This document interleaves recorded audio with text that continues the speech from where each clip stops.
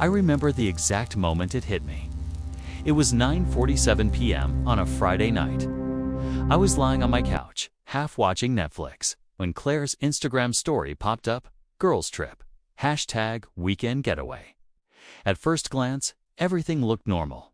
A mere selfie in an airport restroom, a coffee cup, and her best friend Olivia tagged. But then my eyes caught something weird. The flight time on the display behind her didn't match the destination she'd told me. She said she was flying to Miami. The screen behind her, Denver. For a second, my brain refused to process it. I even laughed a little. Maybe it was just a connecting flight, I told myself. Claire wasn't the kind of girl who lied, at least. That's what I believed back then. My name's Ethan Miller, 27 years old, software engineer by profession, emotionally stupid by choice. Claire and I had been together for almost 3 years. We weren't perfect, but we were real, or so I thought. She had this charm, you know? The kind of energy that made rooms brighter. When she smiled, it felt like everything else in life made sense. That night, though nothing made sense, I opened her story again, zoomed in, frame by frame. My gut told me something was off.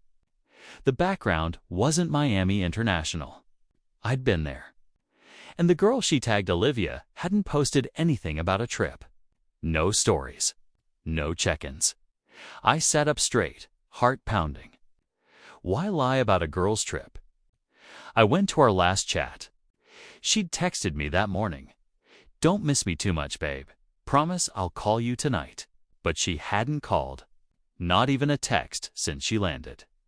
I tried to shake it off. Told myself she was probably tired. But deep down, I knew that was a lie too. Then came the moment that sealed everything. Olivia posted a boomerang that same night. She was at a bar in LA, laughing with 2 friends. Claire wasn't one of them. My stomach dropped. I wasn't angry yet, just confused. The kind of confusion that burns slow. Something wasn't right, and I could feel it in my chest like static electricity. If she's not with them, I whispered to myself, then where the hell is she? That's when I opened my phone gallery and started taking screenshots, quietly, methodically. Just in case I was right. Just in case I needed proof. I didn't know it then, but that single instinct, that small act of curiosity, was the start of the biggest heartbreak of my life. And trust me, it only got darker from there. When I woke up the next morning, her message still wasn't there. No good morning, no miss you. Just silence. For Claire, silence was never normal. She was the kind of person who'd text me even when she was brushing her teeth, random selfies. "Look at my messy hair," or "You'd love this song." So yeah, when the phone stayed quiet that morning, I knew something was off. I opened our last chat again, reading it like it could somehow explain everything. Me, "Send me a pic when you land." Claire, "Promise, love you." But that promise never showed up. I remember the week before she left, how strange she'd been acting. She started working late, always busy with pre-trip packing. When I'd call, she'd answer, but her voice felt rehearsed, like she was choosing every word carefully. That Wednesday night, I dropped by her apartment unannounced. She looked surprised, not happy surprised, more like caught off guard. Her suitcase was half-packed on the bed, but the clothes inside, not beachwear, not the kind of stuff you'd take to Miami. There was a black silk dress, a pair of heels she never wore on casual trips, and that new perfume I hadn't seen before. It smelled expensive, seductive, not something you wear for a girl's trip. Wow, going fancy for Miami. I had joked. "Haha, yeah. We might hit a few clubs," she said, not meeting my eyes. At the time, I brushed it off. You don't want to be the paranoid boyfriend. Nobody likes that guy. But now, every small thing started making sense. The perfume, the hesitation, even the way she kissed me goodbye that morning. It wasn't warm.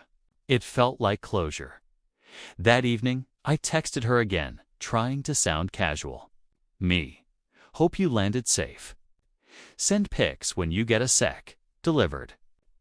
Not seen 2 hours later, she posted a story, just a drink by the pool. Caption, finally here. No faces. No tags. No location. The glass next to hers had 2 straws. I paused. Zoomed in. My hands went cold. 2 straws. Okay, I muttered to myself. Maybe she's sharing with one of the girls. But my gut said otherwise. That night, I couldn't sleep. I kept replaying every detail in my head. The bag, the perfume, the silence. Something wasn't adding up, so I made a decision. If she wasn't going to tell me the truth, I'd find it myself. And it all started with one simple tap. View story gives screenshot, just in case. The third day of Claire's trip started like any other, me pretending. I wasn't checking my phone every 5 minutes. Her last message still left undelivered. She'd posted nothing new since that one pool picture. But something told me to dig deeper this time. I opened Instagram, searched for her tagged friends, Olivia, Jenna, and Tori. They were supposed to be on that girl's trip with her. Olivia had posted a story from her living room, eating popcorn, binge-watching The Office. Jenna. A mirror selfie in her gym clothes, timestamped 2 hours ago, Los Angeles, California. Tori. No updates for days, but her bio still said, taking a break from socials. So, if all her friends were home, then who exactly was Claire on a trip with? My throat went dry. I scrolled back to Claire's story again, the drink by the pool. There was a faint reflection in the glass window behind her. I zoomed in slowly. It was blurry, but unmistakable. A broad-shouldered silhouette. A man? No way, I whispered. No ******ing way. Heart pounding. I replayed the story again and again. Maybe it was a trick of the light. Maybe I was seeing what I wanted to see. But the more I looked, the clearer it became. That wasn't a trick. That was him, and then the confirmation. I went to the Explore tab, searched #Palm Resort Denver. The same pool appeared in several public posts. One of them caught my eye, a selfie from a guy named Mark Dalton. Caption, weekend escape with the best company. I clicked it. The background matched Claire's story perfectly. Same pool, same chairs, same umbrella pattern. My heart sank. I tapped his tagged photo. Claire's bracelet, the one I gave her for her birthday, was right there on the edge of the frame.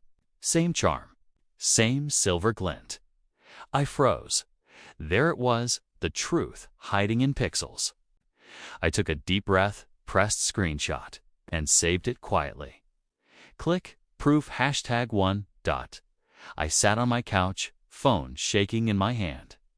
Every emotion hit at once: anger, disbelief, heartbreak. But above all, silence. The kind of silence that eats you from inside. My best friend Josh called right then. Josh, bro, you sound dead. What happened? Me? She's not in Miami. Josh, wait, what? Me. She's in Denver. With someone else. I have the proof. Josh didn't say anything for a few seconds. Then just sighed. Josh, Ethan, whatever you do next, think smart. Don't go crazy me. Oh, I won't. Pause me. I'll go quiet. 'Cause sometimes silence isn't weakness. It's preparation.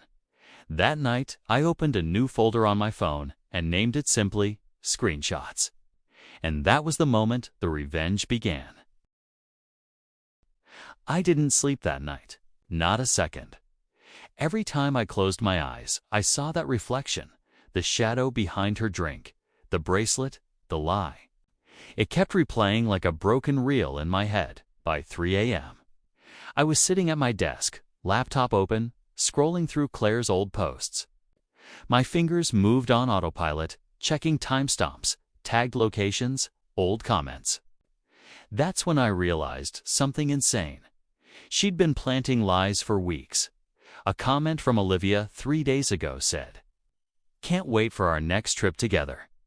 And Claire replied, "You know it." Miami girls. A digital breadcrumb trail. A perfectly crafted illusion. I almost admired the planning. Almost then Josh called again.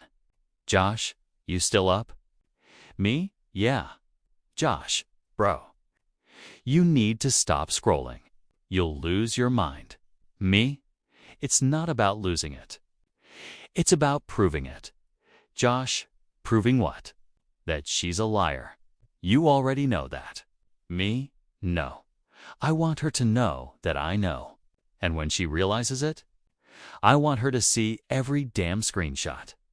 Josh sighed, long and deep. "Josh, then do it smart. Don't act out of anger. Make it clean." I opened a notepad on my laptop and started typing a digital log. Proof 1. Mark's post bracelet visible. Timestamp matches Claire's story.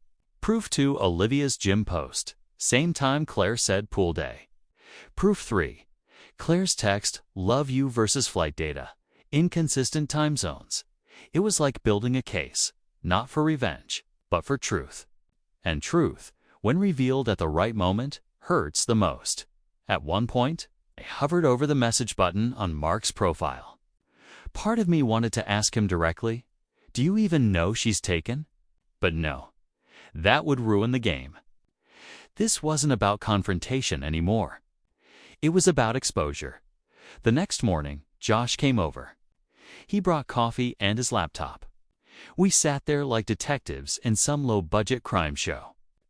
"Josh, you sure you want to go through with this?" "Me? I'm past sure." "Josh, what's the plan?" "Me? Simple. Collect everything. Wait for her to come back. Then I'll send her the truth, her own lies, in HD." Josh smirked. "Josh, that's cold, man." "Me? No. That's fair." We started cross-checking everything. Claire's tagged photos, comments, flight times, hotel reviews. Each click felt like another nail in the coffin of our relationship. By evening, I had an entire folder minus 37 screenshots, neatly labeled. Screenshots _1.jpg2, screenshots _37.jpg. Every lie, every angle, every word. I looked at that folder for a long time. My heart didn't hurt anymore. It was quiet now, dangerously quiet. "You know what's crazy?" I said to Josh. "She's gonna text me like nothing happened. And when she does, I'll send her the truth. All of it." Josh nodded slowly. "You're not getting her back after that. I'm not trying to." That night, I renamed the folder. Send when she lies again, and deep down, I knew that day was coming soon. It had been 4 days since Claire left. For days of silence, screenshots, and pretending I didn't care. By now, my phone had stopped lighting up with her name. Even my anger had started to fade, replaced by a dull, numb kind of calm. The kind that comes right before a storm. I was sitting at my desk when my phone buzzed. Unknown account. Profile picture, blank. Message, just one line. "You deserve to know the truth." My heart skipped a beat. At first, I thought it was spam. But then another message came, this time with a photo attachment. I opened it. It was Claire. Standing in the lobby of a hotel. Her hand on Mark's chest. His arm wrapped around her waist, smiling, happy. Free, I stared at the screen, completely still. My body didn't move, but inside, something broke quietly. "No?" I whispered. "No, no, no." I zoomed in. There it was, the same bracelet, same dress from her suitcase. The timestamp read yesterday, 6:12 p.m. While I was sitting here replaying her old stories. She was out there, living her best lie. Josh walked in just then, carrying 2 coffees. He looked at me, then at my face, and froze. "Josh, bro." What happened? Me, turning the phone look. He stared for a long second, then exhaled sharply. Josh, damn. Me, someone sent it. Random account, Josh, whoever it is. They just handed you the smoking gun. I laughed. Not the funny kind, the broken kind. Me. She thought she could outsmart me. She built a whole story. Josh, and now. Me, now. I'm done doubting. I'm done caring. I'm gonna make sure she never forgets the truth. That night, I sat down with every piece of proof, each screenshot, every photo, every lie. I arranged them like puzzle pieces. The story was clear now. From the fake girls' trip to the fake tags, every step had been a script she wrote to protect her secret. When I looked at it all together, it didn't even feel anger anymore. Just clarity. She lied. I whispered to myself, and I let her. The final message from that unknown account appeared again. She's not who you think she is. Don't fall for the apology.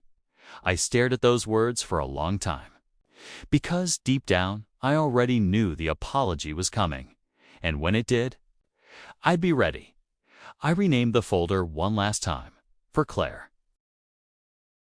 When you find out someone you love has been lying to you, your first instinct is chaos, to scream, to break, to expose.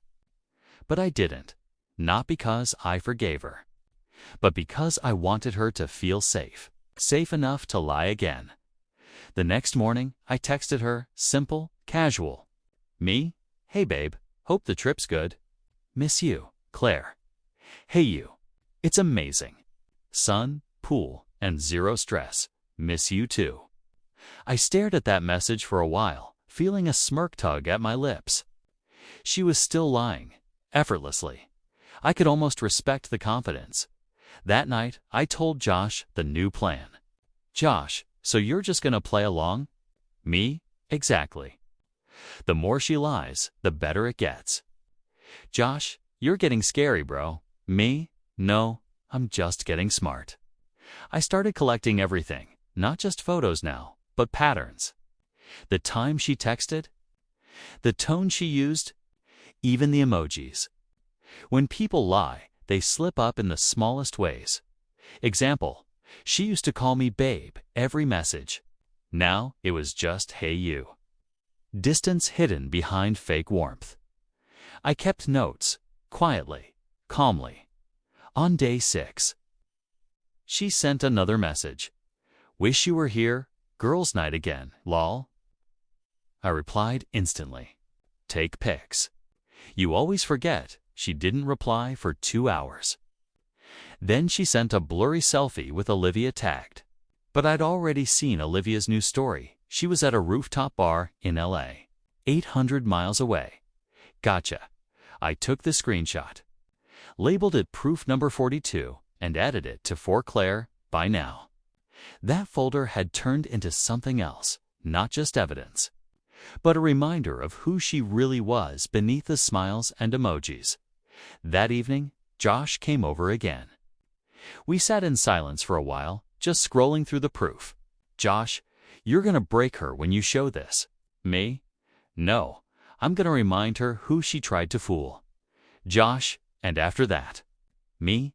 After that, I disappear. He nodded slowly. Josh, you're too calm for a guy with a broken heart. Me, that's the point. The next morning, Claire texted. Flight's tomorrow morning. Can't wait to see you. I smiled. That exact, emotionless smile you give when you already know what's coming. Me, can't wait either. That was the first true thing I'd said to her in weeks, because I really couldn't wait to see her face when I finally sent her the truth. The morning she came back, the city looked almost too peaceful. Blue sky, clean air. The kind of silence that only exists before something breaks. I remember hearing her car pull into the driveway around noon. For a moment, my chest tightened. 3 years of habit, muscle memory, love, whatever you want to call it. But then I looked at my laptop screen. The open folder for Claire, shining like a quiet reminder. And just like that, the feeling was gone. The doorbell rang. I opened it. There she was, Claire, all smiles and sunshine, a tan that wasn't from Miami. Claire, surprise. I thought I'd just show up. Me? You always do. She laughed softly, stepped forward, and hugged me. I didn't hug back, just stood there, letting her arms fall away awkwardly. Claire. Okay, someone missed me but won't admit it. Me? Something like that. She dropped her luggage, sat on the couch, and started talking fast about the trip, the girls, the fun. Every word rehearsed, polished, perfect. But I wasn't listening to her story. I was listening to the lies between her words. Claire. And then Olivia totally lost her flip-flop in the waves. Me in Miami, right? Claire? Yeah. Where else? Me just making sure. For a second, her eyes flickered. Tiny but noticeable, like a glitch in a perfect program. She handed me a small paper bag. Claire, got you something. Inside was a keychain, a cheap wooden surfboard with Miami Beach carved on it. I stared at it for a moment, then smiled faintly. Me? Nice? Looks handmade. Claire? Yeah. Local shop near the resort. Funny, the same local shop existed in Denver. Two, I'd seen the exact keychains in Mark's tagged photos. The irony almost made me laugh. That evening, I cooked dinner. She kept talking about sunsets, cocktails, fake memories she'd invented overnight. And I just listened, quiet, patient. Because this wasn't a dinner. This was a setup. Claire, you're so quiet. Everything okay? Me? Yeah. Just tired. We'll talk tomorrow. Claire. Okay. Good night, babe. When she went to bed, I sat in the living room, staring at her suitcase. A small tag caught my eye, Denver International Airport. No attempt to hide it. No care left for the truth. I took a photo of it, saved it as proof number 53, and closed the folder. That night, as she slept in my bed, I lay awake beside her, staring at the ceiling. Her breathing was steady, peaceful. Mine wasn't, because while she dreamed of whatever fantasy she'd built, I was dreaming of something else, the reveal, and it was coming sooner than she could ever imagine. The morning felt heavier than usual. Claire was in the kitchen, humming softly while making coffee like nothing ever happened. I watched her from the doorway. For a second, I almost forgot everything. Almost. Claire, you're up early. Me? Yeah. Couldn't sleep. Claire? Why? Did I snore? Laughs me? No. Just thinking.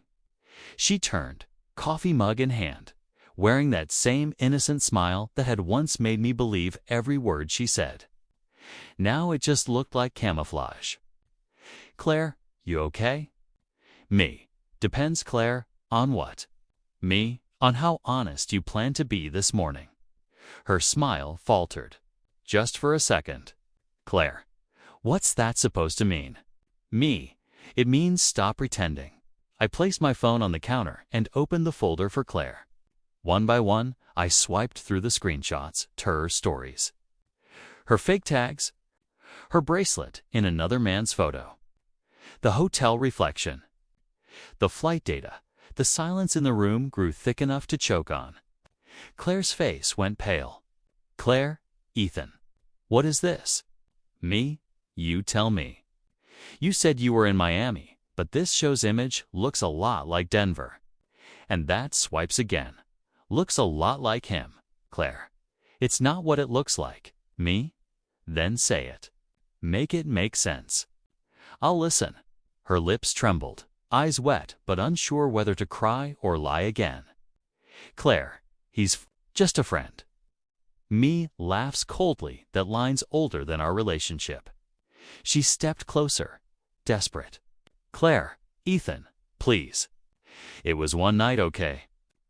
I didn't mean for it to happen. Me. Save it. You meant every second. You packed lies, wore guilt, and flew first class on it. Tears rolled down her cheeks. Claire, I love you, Ethan. I swear me. You don't get to use that word. You don't love someone and then script a movie about how to betray them. She stood there, silent mascara running, hands shaking. I slid my phone across the counter toward her. Me, you know what this is? Claire, proof? Me, no. Closure. She tried to speak again, but I cut her off. Me, you lied to the wrong person. I don't shout. I don't hit. I just show receipts. For a moment, she looked like she wanted to fall apart right there. But she didn't. She just whispered, Claire, you set me up. Me? No, Claire. You set yourself up. I just kept the evidence. I picked up my phone, pressed send, and forwarded every screenshot to her number. Her phone lit up instantly, vibration after vibration. Notification after notification. She stared at it, horrified, as her own lies filled her screen. Me, now you'll never have to explain anything. The pictures do that for you. I walked past her toward the door. Her voice cracked behind me. Claire, Ethan, please. Don't go. I stopped, hand on the doorknob. Me, you taught me something, you know. Claire? What? Me. How to lie without blinking. And then I left. The door closed softly, not with anger, but with finality. The door clicked shut behind me, and for the first time in days, I could actually hear the sound of my own breathing. No more pretending. No more guessing. Just silence. It's funny how quiet victory feels. You expect it to be loud, dramatic, powerful. But in reality, it's just empty. I sat in my car for a long time, hands still trembling on the steering wheel. I didn't know whether to scream, laugh, or just drive until the city disappeared behind me, inside the house. She was probably still staring at her phone, watching every screenshot. Every truth she thought would never come out. I didn't need to see her reaction. I'd already imagined it 100 times. Josh called. Josh, you did it, didn't you? Me? Yeah. Josh, how'd it go? Me, like watching a movie you already knew the ending to. He was quiet for a second. Josh, you feel better. Me, I feel nothing. And that was the truth. Revenge doesn't bring peace. It just stops the noise for a while. I drove aimlessly for hours through downtown, past the lake, past everything that still reminded me of her. Every corner, every song, every smell. They all carried fragments of something that no longer existed. At a red light, I checked my phone. 32 unread messages, all from Claire. Please talk to me. I made a mistake. You don't understand. I still love you. I didn't reply. Not one word. Later that night, I saw her social media go dark. Profile picture gone. Posts deleted. Mutual friends started messaging me, asking what happened. I didn't tell them. I didn't need to, because sometimes silence does all the talking. The next morning, I went back home. Her suitcase was gone.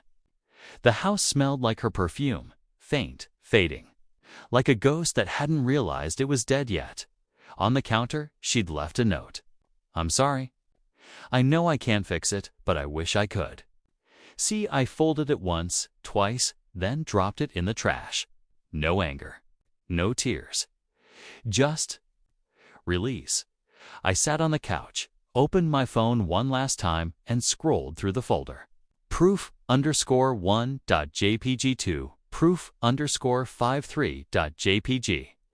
Each one a memory, a moment, a piece of the truth. Then I selected them all and pressed delete. Gone. Not for her. For me, because revenge might close a story. But forgiveness, even the silent kind, is what actually ends it. And that night, for the first time in a long time, I slept. It's been 6 weeks since that day. 6 weeks since the screenshots, the confrontation, the note. Life didn't suddenly get better, it just got quieter. And sometimes, that's enough. I changed my number, deleted old chats, switched apartments. Every trace of her, gone. But healing isn't about forgetting. It's about remembering without breaking. There are mornings I still wake up expecting her name on my phone. And when it's not there, I don't feel pain anymore. Just peace. One evening, I was sitting on my balcony, watching the city lights flicker like tired stars. My phone buzzed, a new message from an unknown number. I didn't need to guess who it was. Claire, hey, I know you probably hate me, but I just wanted to say, I'm sorry. I think about you every day. I hope you're doing okay. For a moment, my thumb hovered over the keyboard. A part of me wanted to reply, to say something sharp, something final. But another part, the quieter one, didn't see the point. Because sometimes silence isn't weakness. It's the loudest answer you can give. So instead, I opened my notes app and started writing not to her, but to myself. You don't heal by hurting back. You heal by letting go. You don't win by exposing them. You win when you stop needing to. I saved it, titled it, Closure. Then, just as an impulse, I opened Instagram, the same app that once tore my world apart. Her profile was still gone. But that wasn't my concern anymore. I clicked New Post, uploaded a picture I'd taken weeks ago, an empty road disappearing into the horizon. Sunlight breaking through clouds, caption, sometimes silence is the loudest revenge. I hit share and locked my phone. For the first time, I didn't feel angry. I didn't feel sad. I just felt free. The night air was cold, but it felt good against my skin. Somewhere out there, she'd probably read that post. Maybe she'd understand it. Maybe she wouldn't. Didn't matter, because this time, the message wasn't for her. It was for me, and that was enough. The end.